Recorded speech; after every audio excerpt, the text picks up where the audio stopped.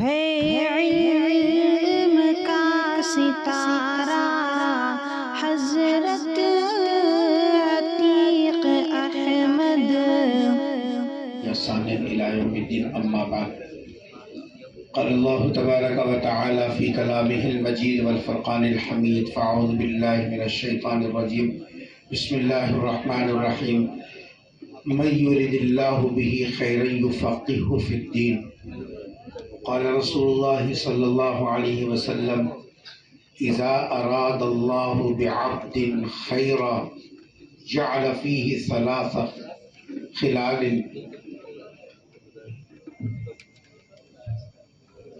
فقہہ فی الدین وزہدہ فی الدنیا وبصرہ عیوبہ او کما قال النبی صلی اللہ علیہ وسلم۔ آج کا جو ابنائے قدیم کا اجلاس دارالعلوم بلال پور کے اس عظیم الشان مسجد میں اور اس کے صحن میں منعقد ہو رہا ہے، جس کی کلیدی گفتگو کے لیے ریاست کے بہترین عالم دین اور مقبول ترین خادم دین حضرت پیر ذوالفقار صاحب نقشبندی دامت برکاتہم کے خلیفہ مجاز حضرت مولانا سید احمد ممیز ندوی دامت برکاتہم جو تشریف لا چکے ہیں، اصل ان کا خطاب ہوگا۔ اس سے پہلے کچھ دیر 20 منٹ کے وقت میں آپ سے گفتگو کرنے کا حکم ملا۔ حقیقت تو یہ ہے کہ ابنائے قدیم کے اجلاس میں میں بھی پہلی مرتبہ شریک ہو رہا ہوں، کیونکہ میں بھی جن مدارس سے پڑھا یا جہاں اللہ تعالیٰ نے توفیق دی پڑھنے کی، ان مدارس میں اس طریقے کے اجلاس نہیں ہوئے، یا ہوئے تو ہماری بد نصیبی رہی کہ ہم اس میں شریک نہیں ہوئے۔ چونکہ اس مدرسے سے ایک عجیب تعلق ہے، روحانی سلسلے سے بھی اور دیگر اور اسباب سے، اس مناسبت سے انتظامیہ نے میرا یہاں انتخاب کیا کہ آپ بھی کچھ دیر بچوں کی خوشی میں شریک ہو جائے، تو اسی نسبت سے میں بھی یہاں حاضر ہو گیا۔ خصوصیت کے ساتھ بچوں کے جو تاثرات سننے کو ملے، اس میں ایک بڑا حوصلہ بھی ملا۔ الحمدللہ طلباء کو اپنا پرانا زمانہ جو بیتا ہوا ہے وہ یاد بھی ہے، اور آگے جس طریقے سے منازل طے کر رہے ہیں اس کا ان کو استحضار بھی ہے اور احساس بھی ہے۔ اللہ کرے کہ اس ادارے کے تمام خوشچین طلباء کو اللہ تبارک و تعالیٰ دن دگنی رات چگنی ترقی عطا فرمائے، اور دین کے خادم کی حیثیت سے اللہ تعالیٰ آخری سانس تک اس دین کی اشاعت میں لگنے کے اللہ توفیق نصیب فرما دے۔ میں اپنی اصلی گفتگو شروع کرنے سے پہلے ہمارے والد مرحوم ایک لطیفہ سنایا تھے، وہ لطیفہ میں آپ کے سامنے رکھنا چاہتا ہوں۔ ایک مرتبہ چند نابینا اندھے جو لوگ ہوتے ہیں ان کے سامنے ہاتھی کو لایا گیا۔ نابینا سمجھتے نا کس کو بولتے ہیں؟ جس کو دیکھنے نہیں آتا، آنکھیں نہیں ہیں۔ تو نابینا کئی اندھے جمع ہو گئے، وہ اندھوں کے بیچ میں کیا لے کے آئے؟ ہاتھی۔ دیکھیں ہاتھی کیسا رہتا، چھوٹا چوہے کے جیسا۔ اچھا، تو اب اندھوں کو کسی کو ہاتھی کی سونڈ مل گئی۔ سونڈ کیسی رہتی ہے؟ ایسی ٹیڑھی۔ اندھے ہیں، ان کو کیا نظر آتا؟ وہ سونڈ کو تھوڑے لوگ ہاتھا لگا کے دیکھ لیے، تھوڑے لوگوں کو پیرا نظر آ گئے، پیروں کو پکڑ لیے، ہاتھی کیسا رہتا ہاتھ لگا کے دیکھیں، کیونکہ قوت حس ان کی بہت تیز رہتی ہے۔ کسی کو کان، ہاتھی کا کان ملا سوپ کے جیسا اتنا بڑا، وہ جی صاحب وہ دیکھ لیے۔ کسی کو دم ملی اتنی ہے نہیں، کسی کو پیٹ ملا۔ جب ہاتھی کو سب لوگ دیکھ لیے، ہاتھی ہٹا دیے، اس کے بعد ان لوگوں سے پوچھے ہاتھی کیسا تھا؟ کیا پوچھا ان سے؟ ہاتھی کیسا تھا؟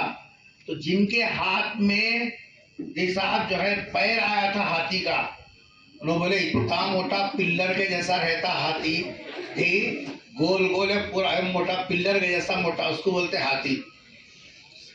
दूसरों को पूछे, तुम बोलो बाबा कैसा है, बोले वो टेढ़ा ऐसा है, ये सूंड को जिन लोग पकड़े थे उसकी सूंड गोला, बोले ऐसा गोल टेढ़ा रहता। बोले जिन साहब को कान मिला था बोले सूप के जैसा बड़ा रहता हाथी, बस वही हाथी है। किसी को दुम मिली तो ऐसा बोले खाली इतना रहता, वो कौन सा हाथी है, बोले हाथी बड़ा बड़ा रहता, बोले वो इतने से खाली दुबला पतला। अब आप जवाब दीजिए, जिन लोगों ने अलग अलग हाथी की शक्ल बताई, किसी ने पैर बताया, किसी ने सूंड बताई, किसी ने कान बताए और किसी ने जैसा दुम बताई, हकीकत क्या है? ये अलग अलग चीज का नाम हाथी नहीं है। अलग अलग चीज का नाम हाथी है क्या? इन सब के मजमे का नाम, इन सब के टोटल का नाम क्या है? हाथी है। इसी तरीके से हमारे फारिग बच्चों ने कभी इंतजामिया कमेटी की तारीफ की, कभी कुछ लोगों ने हाफिज फारूक साहब, हाफिज महबूब साहब की तारीफ की, कुछ ने मरहूमीन हमारे अहमद हुसैन पटेल साहब, हुसैन पटेल साहब, सालार पटेल साहब, महमूद पटेल साहब, उन लोगों का नाम लिया, और कुछ लोगों ने इस मदरसे की इब्तदाई हालात का तज़किरा किया। हकीकत यह है कि इन सब के मजमे का नाम दारुल बिलालपुर है, किसी एक का नहीं। इन सब के ताउन, आपस के एक दूसरे की मदद, एक दूसरे का रिलेशन, एक दूसरे के हिसाब जो मिलजुल कर करने का नाम दारुल बिलालपुर है। अल्हम्दुलिल्लाह सन 95 से दारुल बिलालपुर को आने का इत्तेफाक हुआ। तकरीबन हिसाब जो है यहाँ आते हुए 23-24 साल मुसलसल हो गए, जिस बल्कि उससे ज्यादा का वक्त गुजरा। ये दारुल बिलालपुर को उस जमाने से, जिस जमाने से हमारे बच्चे सुना रहे थे कि पुरानी ईदगाह में हिसाब जो है वहां मदरसा था, तब से हम ये मदरसा देख रहे हैं। अल्हम्दुलिल्लाह इस मदरसे की इमारतें तो बदली हैं, दीवार बदले, फर्श बदला, जी आपका दारुल खामा बदला, आपके हिसाब जो है यहाँ के दरख्त बदले, सब कुछ बदला, लेकिन यहाँ एक चीज रोजे अव्वल से थी और अभी भी है, और अल्लाह करे कि आइंदा भी बाकी रहे, वो है ये असातिज़ा की मोहब्बतें और शफकतें। पहले दिन भी वैसे ही थी, आज भी वैसे ही है। पहले दिन भी यहाँ के इंतजामिया इस मदरसे के ताल्लुक से वैसे ही हसास थे, और आज भी अल्हम्दुलिल्लाह मदरसे का इंतजामिया आज भी उसी तरीके से हसास है। इसके अंदर कोई कमी नहीं आई, अल्हम्दुलिल्लाह बढ़ोतरी आई और इसके अंदर और इजाफा हुआ। अभी मुफ्ती खलील साहब ने एक मरतबा, शायद कोई और साहब ने कहा, हर बच्चा यहाँ का पढ़ा हुआ या पढ़ने वाला ये महसूस करता है कि यहाँ के मुल्क साहब मुझे ज्यादा करीब रखते हैं, मेरे जैसा किसी और को करीब नहीं रखते। ये बिल्कुल मुबालगा नहीं है, हकीकत है। हर बच्चा यहाँ का ये समझता है कि मैं उस्ताद का नूरे नजर हूँ। ये है वो शफ़क़तें, वो मोहब्बतें ये सब जो इस मदरसे में मिलती है। इस वजह से यहाँ के बच्चों को घर याद नहीं आता, ये सब जो है रिश्तेदार याद नहीं आते और अपना इलाका याद नहीं आता।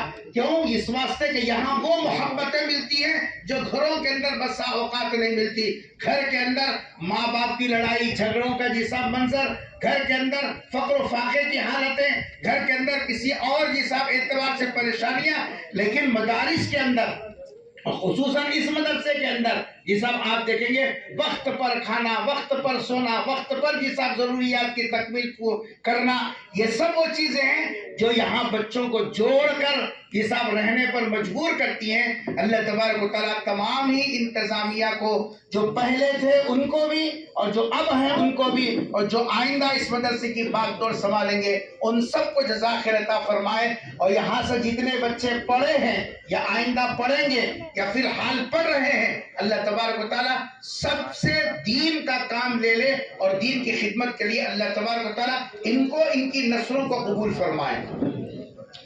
अजीज तलबा, आप हजरात से सिर्फ 2 बातें करना है मुझे, क्योंकि 20 मिनट का टाइम दिया गया, उसमें से सिर्फ 8 मिनट मेरे बाकी बच गए हैं और 2 बातें मुझे आपसे करना है। मदरसे में जो बच्चों पर मेहनत होती है उनकी 2 जिम्मेदारियां हैं। کتنی ذمہ داریاں ہیں؟ 2 ذمہ داریاں ہیں جن بچوں پر اساتذہ رات دن محنتیں کرتے ہیں، ان کے اوپر 2 ذمہ داریاں ہیں۔ پہلی ذمہ داری یہ ہے کہ اس مدرسے سے جو نعمت آپ کو ملی، اس مدرسے سے آپ کو جو فائدہ ہوا، یہ آپ کے سینے میں قرآن نہیں تھا، آپ کے سینے میں اللہ کا نام نہیں تھا، آپ کے سینے میں اللہ کی محبت نہیں تھی، آپ کے سینے میں دین کا درد نہیں تھا، آپ کے سینے میں قرآن کریم کا لہجہ نہیں تھا۔ اس مدرسے سے آپ کو قرآن ملا، قرآن کا لہجہ ملا، دین ملا، دین کا درد ملا اور دین کی فکریں ملی۔ اور دینی ماحول کے اندر اپنے آپ کو ڈھالنا، اپنے آپ کے کردار کو سنوارنے کا جو سرمایہ آپ کو اس سرزمین سے، اس مدرسے کے دامن سے جو ملا ہے، پہلی ذمہ داری یہ ہے کہ آخری سانس تک اس ملی ہوئی نعمت کی قدر کرنا اور اس کی حفاظت کرنا۔ ایسا نہیں ہے کہ مدرسے سے نکلنے کے بعد یا ذمہ داریوں میں لگنے کے بعد ہم اپنی شناخت کھو دیں۔ کتنے بچے ایسے ہیں جن کے سینے میں اللہ نے قرآن کی دولت کو منتقل کیا اور اساتذہ نے ان کے پیچھے محنتیں کی۔ ابھی آپ نے خود اعتراف کیا یہاں کھڑے ہو کر اپنے اساتذہ کے سامنے، سونے کے لیے وقت نہیں ملتا تھا، بارش میں نیند نہیں ہوتی تھی، لیکن ہمارے اساتذہ اپنے گھر کے بچوں سے زیادہ ہماری فکر کی کہ آپ نے اعتراف کیا۔ اتنی قربانیوں سے جو چیز آپ کے سینے میں انڈیلا، جو آپ کو بنایا، جو آپ کو نکھارا، جو آپ کو سنوارا، جو آپ کے نوکو پلک کو درست کیا، ان جو محنتوں کا جو نتیجہ کیا ہونا چاہیے کہ ہم مدرسے سے باہر نکل جائیں اور اپنی داڑھی کاٹ لیں، ہمارے مدرسے سے نکل جائیں حافظ قرآن ہوتے ہوئے دین کا درد ہمارے جو سینوں میں ہمارے اساتذہ نے راتوں میں روک کر جو منتقل کیا تھا، اللہ سے مانگ مانگ کر بچے بھاگ جاتے ہیں، اساتذہ جا کے پکڑ کے لاتے ہیں، ٹھڈی کو ہاتھ لگاتے ہیں، یہ سب ان کے سرپرستوں کے کڑوے کسیلے سنتے ہیں، پھر ان کو لا کر یہاں رکھ کر رکھتے ہیں۔ کیا فائدہ ہے ان مصابوں کا؟ کیا فائدہ تھا ان اساتذہ کا؟ انہوں نے اپنے گھر سے زیادہ جب ہماری فکر کی اور ہمارے مستقبل کو سنوارنے کے لیے رات و دن انہوں نے ایک کیا، تو کیا اس کا نتیجہ یہ ہونا چاہیے کہ مدرسے کے 4 دیواری سے نکل گئے، کوئی داڑھی خشخشی کر رہا، کوئی داڑھی کاٹ رہا، کوئی پینٹ بشرٹ پہ آ گیا، کوئی جو ایسے مال کو کمانے اور معاش میں لگنے کے لیے ایسے راستے منتخب کیے جو قرآن کے لیے مناسب نہیں تھے، اس نعمت کے مقابلے میں ان کی کوئی حیثیت نہیں تھی۔ حضرت علامہ باندھوی نبر اللہ مرقدہ کے بارے میں آتا ہے کہ وہ حضرت علامہ باندھوی رحمت اللہ علیہ ان کی سوانح حیات پڑھی ہے، کس طریقے سے باندہ کے علاقے میں حضرت نے مدرسے کو سیکھا اور اس کو سنوارا اور اس کو اتنا بہترین ادارہ بنایا۔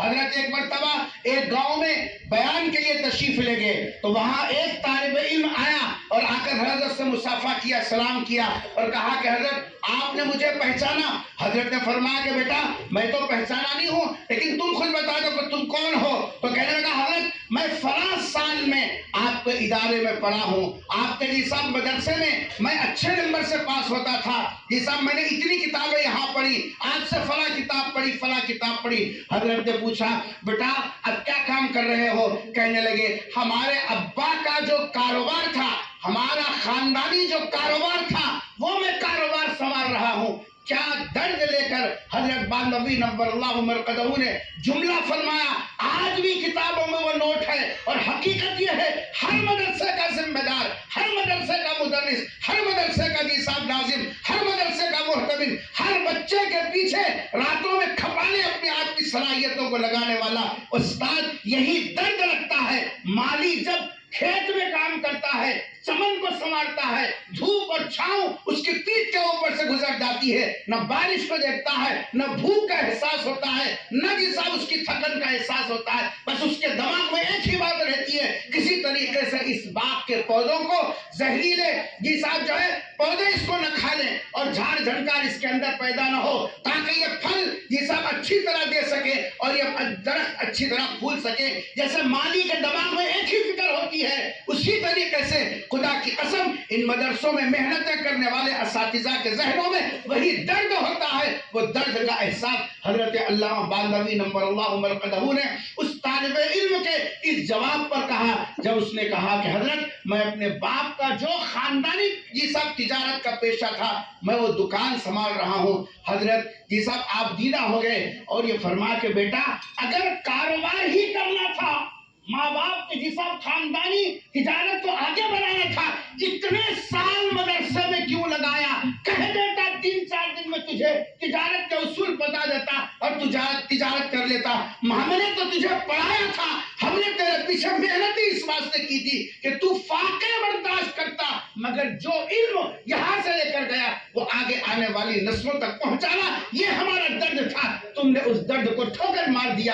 غور کرو، اس وقت میں عربی مدارس سے کھیت کی کھیت نکل رہی ہے، ہزاروں بچے مدرسے سے فارغ ہو رہے۔ کہاں جا رہے ہیں یہ بچے؟ کوئی جی صاحب باپ کے جو ہے کاروبار کو سنبھال رہا، کوئی خاندانی جی صاحب کاروبار کو سنبھال رہا، کوئی روزی روٹی کے چکر میں جی صاحب اپنے ذریعے معاش کے پیچھے پڑا ہوا ہے۔ لیکن یاد رکھو بچوں، ان مدارس میں جو محنتیں ہو رہی ہیں وہ اس لیے نہیں ہے کہ ہم اپنا کھانا پینا درست کریں، اپنے معیار زندگی کو اونچا کریں، بلکہ اس لیے ہے تاکہ جو درد پیغمبر صلی اللہ علیہ وسلم نے اس امت کو عطا فرمایا تھا کہ آگے آنے والی نسلوں میں یہ سب دین کو منتقل کرنا، اللہ کے نام کو، اللہ کی جیسا محبت کو، نبی کے نام کو، نبی کی محبت کو، نبی کے لائے ہوئے دین کو اگلی آنے والی نسلوں میں منتقل کرنا۔ اس کے لیے فاقوں کی نوبت آ جائے، فاقے برداشت کرنا، اس کے لیے تکلیفیں سہنا پڑے، تکلیفیں سہنا، اس کے لیے آرام اور عیش اور سکون اور جی صاحب جو ہے اسباب، اس کے اوپر نظر نہیں، ہماری نظر مسبب الاسباب کے اوپر ہو۔ اللہ تعالیٰ عزت دینے والا، ذلت دینے والا، روزی روٹی دینے والا، ہم نے خود قرآن میں پڑھا جی صاحب جو ہے ان اللہ یبسط الرزق لمن یشاء ویقدر، اللہ تبارک و تعالیٰ جس کے روزی کو چاہتے ہیں بڑھا دیتے ہیں، اور جب اللہ جی صاحب روزی کو تنگ کرنے پر آتے ہیں اسباب رکھ کر بھی اتنا مجبور جی صاحب اور اتنا بے بس کر دیتے ہیں کہ آدمی کھا نہیں سکتا۔ ہم نے قرآن کریم کے اندر وہ جو ہے آیتیں پڑھی جس کے اندر اللہ نے فرما قل اللہم مالک الملک تؤتی الملک من تشاء وتنزع الملک ممن تشاء وتعز من تشاء وتذل من تشاء۔ عزت ذلت کپڑوں سے اسباب سے نہیں ہے، بلکہ عزت اور ذلت جی صاحب وہ ہمارے دین کے درد کے ساتھ وابستہ ہے، ہماری فکروں کے ساتھ وابستہ ہے۔ آج اس مدرسے کے چار دیواری کے اندر ابنائے قدیم کو بلایا گیا انہی دردوں کے ساتھ، انہی فکروں کے ساتھ، انہی جی صاحب جذبات کے ساتھ، تاکہ آپ حضرات اس وقت میں کس حال میں ہیں، کیا کر رہے ہیں، آپ اپنی ذمہ داری کو محسوس بھی کر رہے ہیں یا نہیں کر رہے ہیں، یہ احساس لینے کے لیے آپ کے ذمہ داروں نے آپ کو دعوت دی، آپ کا وقت مانگا۔ حالانکہ یہ مہینہ جس مدارس کے اندر پڑھنے والے بچوں کے لیے انتہائی مصروفیت کا وقت ہوتا ہے، ان کا نصاب، ان کی تعلیم بڑی تیزی کے ساتھ چلتی ہے۔ نصاب ان وقتوں میں مدارس میں تعطیلات نہیں ملا کرتی، نصاب کی تکمیل کی فکر ہوتی ہے، لیکن ایسے مصروف ترین وقت میں اس کام کو بھی اہم سمجھا گیا۔ آنے والے حالات انتہائی گھمبیر ہیں، پتہ نہیں صبح ایک فتنہ رونما ہوتا ہے تو شام میں ایک فتنہ جی صاحب جو ہے پنپتا ہے، اور پھر اس کے اندر اپنے جیسا غیر تو غیر ہیں، اپنے بھی ملوث ہو رہے ہیں۔ ان حالات میں ہماری ذمہ داری دوہری ہو جاتی ہے۔ اور پہلی ذمہ داری کیا تھی؟ پہلی ذمہ داری تھی جو نعمت ان مدارس سے ہم کو ملی ہے اس نعمت کی حفاظت کرنا، اور ساتھ میں دوسری ذمہ داری ہماری یہ ہے اس کی اشاعت کرنا۔ اور کرو، ابھی آپ نے اعتراف کیا کھانے کے لیے ہمارے پاس اس مدرسے میں ایسا بھی وقت آیا کہ یہاں کے جی صاحب بھٹے کھانے کی نوبت آئی، چنے کی دال جی صاحب جو ہے بھن کے کھانے کی نوبت آئی، لیکن اس کے بعد لوگوں کو جمعہ کے موقع پر اساتذہ جا کر جس عوام کے سامنے اپنی ضروریات رکھتے، وہ ملک صاحب کے دل سے پوچھو جو استاد اپنے بیٹے کے لیے، اپنی بیوی کے لیے کبھی کسی کے سامنے ہاتھ نہیں پھیلایا، لیکن وہ آپ کے لیے، آپ کی بھوک کے لیے، آپ کے آرام کے لیے، آپ کے لقمے کے لیے لوگوں کے سامنے ہاتھ پھیلایا ہو، اس کے دل سے پوچھو، کھڑے ہو کر آواز لگاتے وقت میں میں اس کے دل پر کیا گزرتی ہے، لوگ کیسی نظروں سے ان لوگوں کو دیکھتے ہیں، لیکن وہ بھی سہ گئے، وہ بھی برداشت کیا، اس واسطے کہ یہ بڑے ہو کر ذمہ داری کا احساس کریں گے، اور پھر اس کے بعد جو ان کو درد ان مدارس سے منتقل کیا جائے گا ان کے سینوں میں، وہ آگے نسل تک پہنچائیں گے۔ وہ درد کیا ہے؟ حفاظت دین کے ساتھ ساتھ اشاعت دین کی ذمہ داری، تاکہ یہ صاحب یہ بچے پڑھیں، اگلی نسلوں میں منتقل کریں۔ اس لیے ہمارے ذمہ دار یہ چاہتے ہیں ہم جہاں کہیں بھی رہیں، اگر اللہ نے توفیق دیا، جی صاحب مدارس کی لائن سے، مساجد کی لائن سے، خانقاہوں کی لائن سے، مکاتب کی لائن سے محنت کرنے کا موقع دیا، بہت اچھا، بہت اچھا، اللہ کا جی صاحب انتخاب پر شکر ادا کیجئے، لیکن اگر کسی وجہ سے یہ مواقع میسر نہ آئے، لیکن یاد رکھنا یہ جو نعمت ہمارے پاس ہے قرآن کی، یہ جو جی صاحب نعمت ہے دین کے فکر کی، اس کو ہم اگلی نسل میں منتقل کرنا چاہتے ہیں تو کم سے کم ایک کام ضرور کرو، جہاں بھی رہو جو کام بھی کرو، اپنے اس حلیے کے ساتھ، اپنے اس علمی تشخص کے ساتھ، اپنے ان نورانی چہروں اور لباس کے ساتھ رہتے ہوئے ایک کام اپنی ذمہ داری کو جی صاحب جو سمجھ لو، وہ یہ ہے کہ جی صاحب کم سے کم اپنے خاندان کے بچوں کو، بچیوں کو اپنے گھر میں رہ کر جی صاحب قرآن کی تعلیم دیتے رہو اور ان کے عقیدوں کی اصلاح کی فکر کرو۔ اگر ہم نے یہ کام کیا تو ان مدارس کا درد جی صاحب ہم نے اگلی نسلوں میں منتقل کیا، اور اگر نہیں کیے تو وہی کوئی پان ڈبے کی چکر میں ہے، کوئی آٹو کی چکر میں ہے، کوئی اپنا حلیہ بدل لیا، کوئی کچھ کر رہا ہے، تو یاد رکھنا کہ جو نعمتیں ہم کو ملی ہیں اس کی ہم ناقدری کرنے والے بنیں گے۔ اللہ سے دعا ہے کہ اللہ تبارک و تعالی ہم سب کو اس جو جہاں موقع پر جو ہمارے اساتذہ کرام کی نصیحتیں ملی، اور یہاں جی صاحب جو مدرسے کے چار دیواری میں جو باتیں سننے کو ملی، ان سب پر عمل کی توفیق نصیب فرمائے۔ جزاک اللہ خیرا۔ السلام علیکم ورحمۃ اللہ وبرکاتہ۔